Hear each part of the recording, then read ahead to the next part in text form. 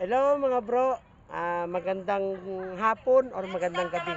Try natin tikman tanong po ni Ma'am kung anong lasa nito. JZ. Ayan, sana po ay nasagot ko po ang tanong po ninyo.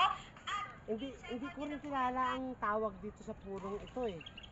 Pero try natin kung anong lasa ng ano niya. Pero may buto siguro to. Ayan o. Parang ipil-ipil lang din eh. Oh, may liso siya, maliliit. Parang ipil-ipil talaga. Yan o. Bebe. Tilawan natin yung bunga ha. Ayan o. Ayan bunga o. Ayan.